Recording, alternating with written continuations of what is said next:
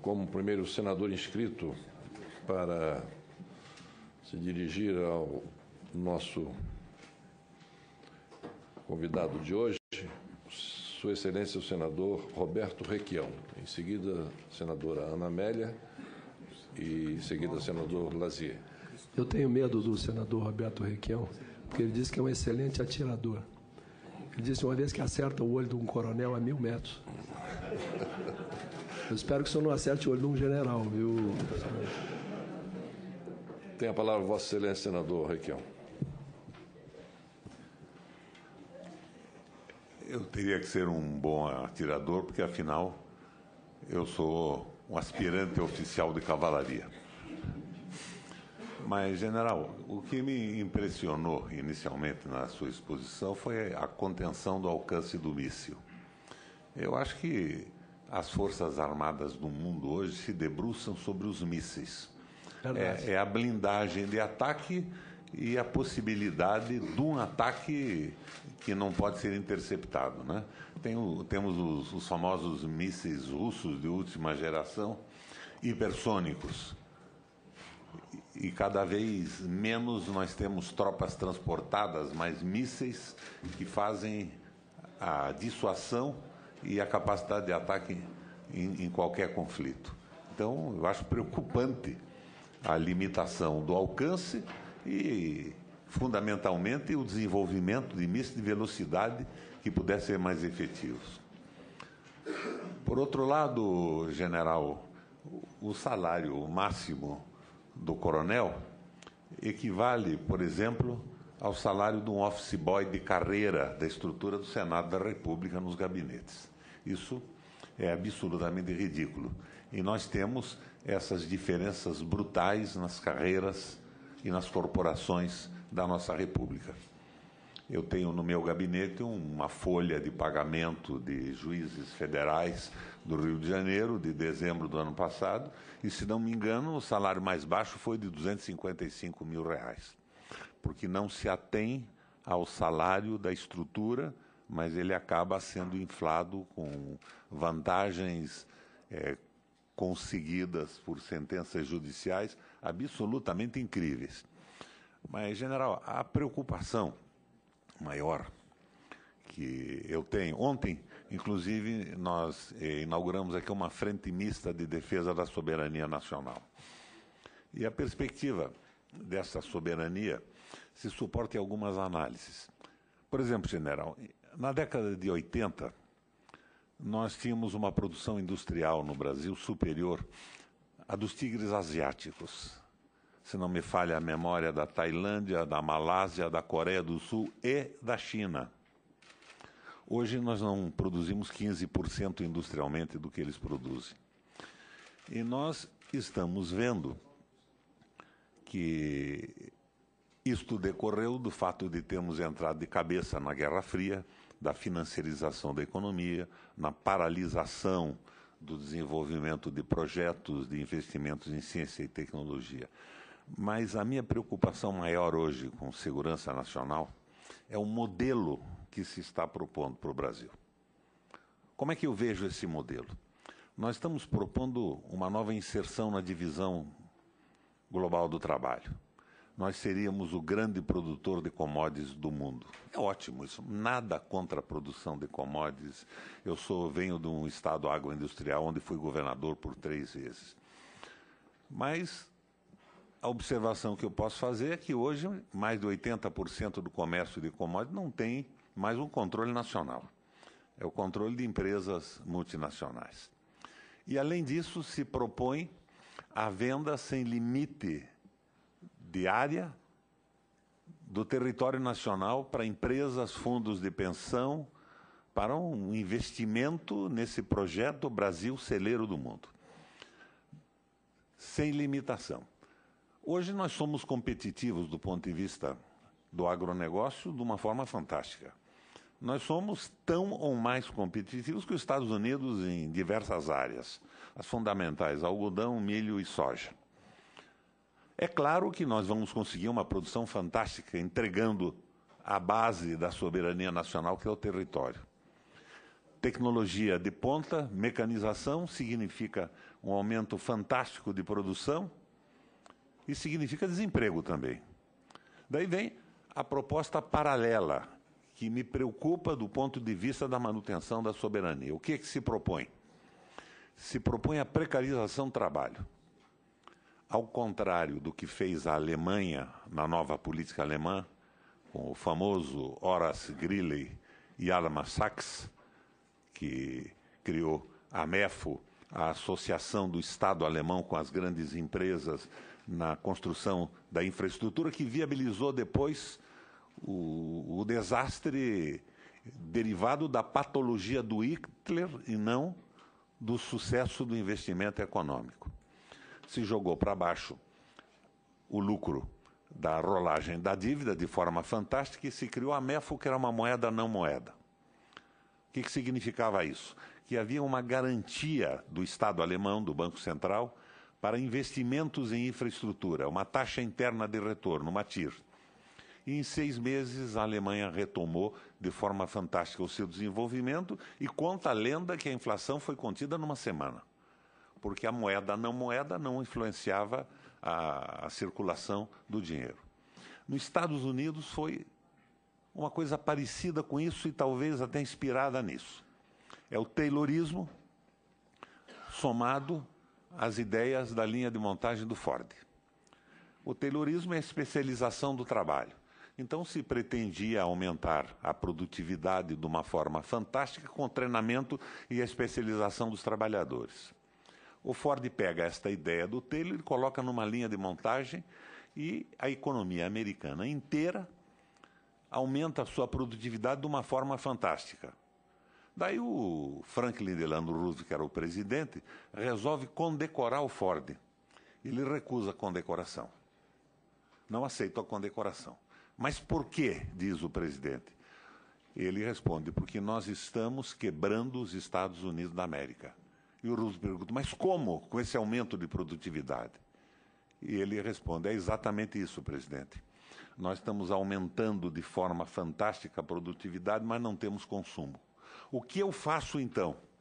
E o Ford faz a sugestão que deu início ao New Deal. Vossa Excelência diminui a carga horária para que aumente o número de trabalhadores e aumenta o salário. Foi o que o Ford fez, ou que o Roosevelt fez, seguindo a ideia do Ford. Diminuiu a carga horária e aumentou o salário e, paralelamente, partiu para monumentais investimentos em infraestrutura. Eram as autoridades públicas, municipais, estaduais e federais, portos. Hoje até a dragagem do mar estadunidense é feita pelo Exército, não é nem pela Marinha. Não sei por que tiraram a Marinha disso, mas é o Exército que cuida da dragagem.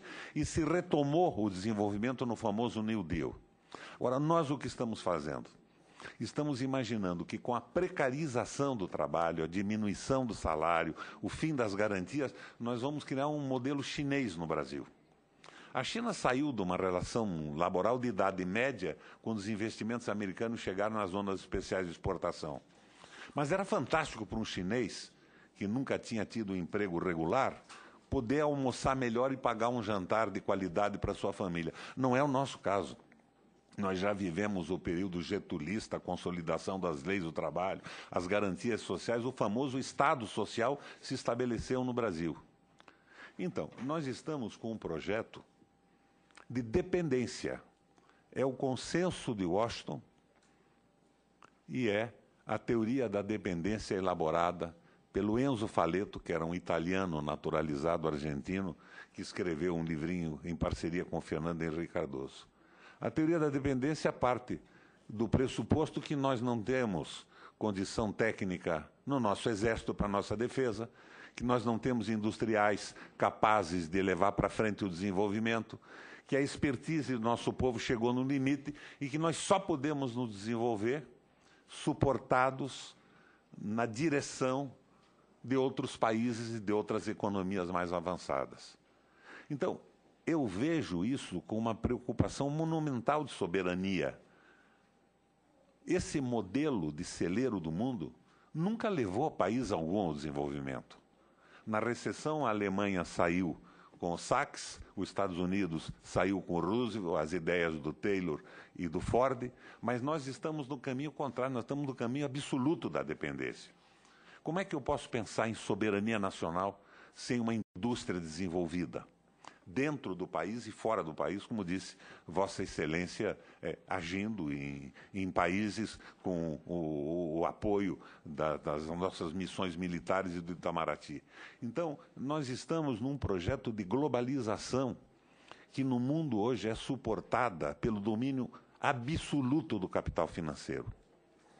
Na Europa, com a queda da referência dos países socialistas, do fracasso do comunismo russo, esta referência criou, enquanto existiu, o Estado Social. O Estado que respeitava o trabalho, que respeitava a sustentabilidade, a natureza, que respeitava o direito das minorias. Quando desaba o Muro de Berlim, essa referência desaparece e volta a ideia da hegemonia absoluta do capital suportada num tripé, que é o tripé que eu vejo funcionar no Brasil hoje, e daí a minha preocupação com a soberania nacional. Primeiro apoio desse tripé é a precarização do executivo, que passa a se subordinar a um banco central independente ligado às necessidades do capital financeiro. Segundo ponto de apoio é a precarização do parlamento com financiamento privado de campanha, os caixas 2, 3 e 4. E o último ponto de apoio da destruição do Estado Social e da soberania dos países é a precarização do trabalho. O fim das leis sociais, o fim de todas as garantias. E eu vejo isto acontecendo no país. A própria precarização do Exército. Eu me contrariei muito com o Ministério da Defesa num determinado momento. Porque, idealmente, o Ministério da Defesa me parecia uma ideia genial, mas ele veio num processo de desmonte e vinculado ao consenso de Oslo e à teoria da dependência. Então, a preocupação é como é que nós podemos pensar em soberania nacional sem um suporte industrial, um desenvolvimento suportado em tecnologia e desenvolvimento industrial. E nesta posição do Brasil, celeiro do mundo, absolutamente dependente de outros países. E o meu susto maior é quando o nosso presidente, antes de viajar para a Rússia, diz: não, a minha missão agora é a internacionalização da nossa economia. Isso no momento em que as grandes empresas nacionais são destruídas. Numa barreira de combate à corrupção que é absolutamente necessária. Não existe um brasileiro que não acredite que esse sistema corrupto das empreiteiras, da compra do parlamento, tenha que ser encerrado. Mas eu lembro que quando os Estados Unidos entrou, mais recentemente, na recessão em 2009 e 2010, a General Motors, que era o símbolo do desenvolvimento econômico dos Estados Unidos, industrial, ia quebrar. E o Barack Obama estatizou a General Motors, recuperou com dinheiro público e devolveu posteriormente a iniciativa privada. Nós entramos num projeto de interrupção de despesas públicas por 20 anos. O Barack Obama realizou, a partir de 2009 e 2010, um déficit público de 1 trilhão e 500 bilhões de dólares e manteve nesse nível acima do trilhão até que o emprego voltasse a se estabilizar. Então, a minha preocupação maior é com um modelo que não leva em conta mais a visão nacional e soberana. Eu vi a sua preocupação na exposição que fez, quando se referiu à participação de empresas brasileiras fora do Brasil e tudo, mas isso está desaparecendo. Eu acho que nós estamos numa crise de modelo, é um erro brutal, é um desacerto com todas as fórmulas de sucesso de recuperação econômica na história recente do mundo. E qual é a saída que nós temos nesse processo?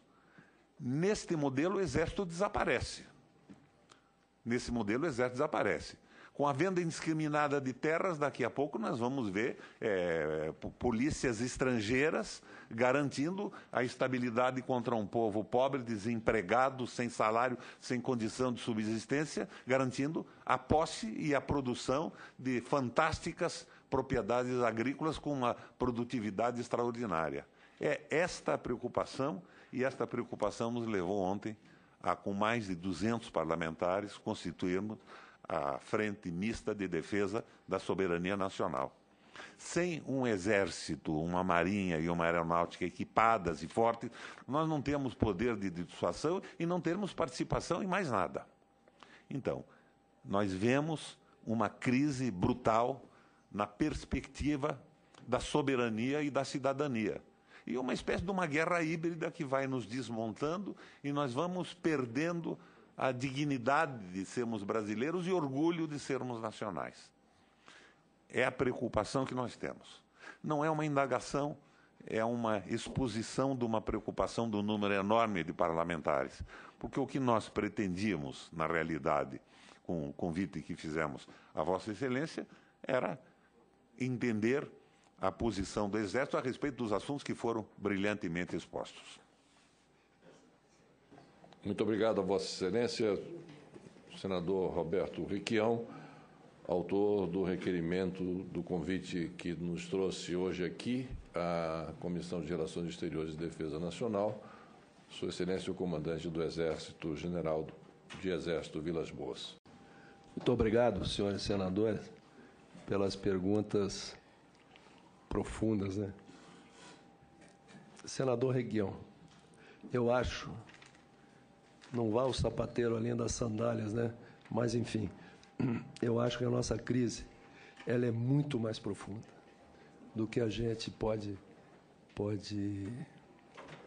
assim, avaliar. Eu disse, uma entrevista que eu dei, até suscitou algumas críticas, eu disse que o país está à deriva. E alguém interpretou que eu estaria fazendo uma crítica ao atual governo. Não, nós estamos à deriva já há muito tempo. O Brasil foi o país que mais cresceu da década de 30 à década de 80. Né? Vamos lá, período Vargas, Juscelino, os governos militares. E cometemos o erro, a sociedade brasileira cometeu o erro, de permitir que a linha de confrontação da Guerra Fria dividisse a nossa sociedade. E aí nós perdemos o sentido de projeto nacional, perdemos a ideologia de desenvolvimento, senador. E estamos... É um país que está sem rumo. Circunstância perigosa para um país da estatura do Brasil. Porque se fôssemos um país pequeno, poderíamos nos agregar a um projeto de desenvolvimento de um outro país, como ocorre com muitos. Mas o Brasil não pode fazer isso. O Brasil não tem outra alternativa a não ser potência. Quando eu falo potência, eu não estou dando uma conotação negativa de imperialismo, expansionismo, não. É um país que tem que ter uma densidade muito grande. E eu acho que a crise é profunda, porque nós estamos, inclusive, eu tenho muito medo disso, perdendo um pouco da identidade nossa, né? da nossa autoestima, ela está se estiolando. Bem-vinda, senadora. Tudo bom? Seja bem-vindo, Vanessa, amiga amazônida. Mas, enfim, e na crise que nós estamos vivendo, e a gente se debate normalmente com as questões políticas, com as questões econômicas, né, enfim, com os problemas éticos, eu acho que estão nos faltando agora muito pensadores, né? Gente com capacidade de nos oferecer novas estruturas mentais e novos caminhos de evolução. Eu acho que nós estamos ainda um pouco presos com esquemas mentais, políticos e ideológicos, que ficaram para trás. E o Sobem salientou isso, dessa enorme integração que há das economias mundiais, não é? E então nos faltam pensadores. E aí eu remeto ao senador Cristóvão, né, senador? O senhor que se debate tanto nessa área, eu acho que nós estamos pagando por isso agora, pela negligência de muito tempo com a nossa educação. Então, eu acho que o nosso sentido, falta do sentido de projeto nacional, tem permitido, ou tem deixado de condicionar uma convergência nos vários setores da sociedade. E isso tem feito que o senhor, eu, enfim, qualquer ator nesse contexto, não tenhamos um rumo, uma referência explícita para onde nós devemos seguir.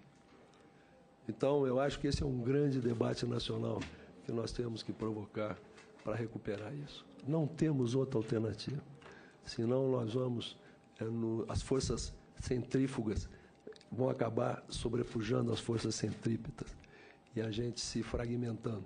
Se não territorialmente, mas a sociedade brasileira está num processo de fragmentação muito grande. Então, essa é o pano de fundo, eu vou dizer assim, né? E inclusive, se vê, senador Collor, a preocupação, né, dos internautas, a maioria deles com relação às fronteiras. Eles estão se referindo às fronteiras físicas, mas nós temos que pensar nas fronteiras virtuais, porque nós não temos essa densidade de pensamento, o sentido de projeto, ficamos com um ambiente rarefeito e acaba sendo fácil incorporarmos,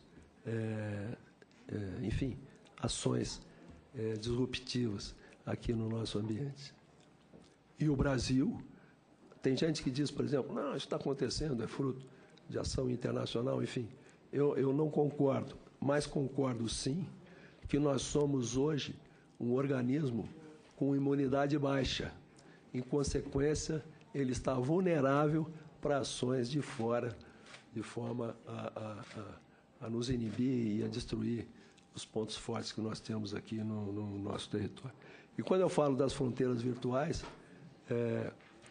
por exemplo, a preocupação com o tráfico de armas. Passam pela fronteira, claro, passam pela fronteira. Mas vimos a quantidade de armas que vinham sendo remetidas dos Estados Unidos, entrando pelos aeroportos, né? Eu vimos nossos déficits de soberania, como eu apontei, a questão da limitação do alcance de míssil.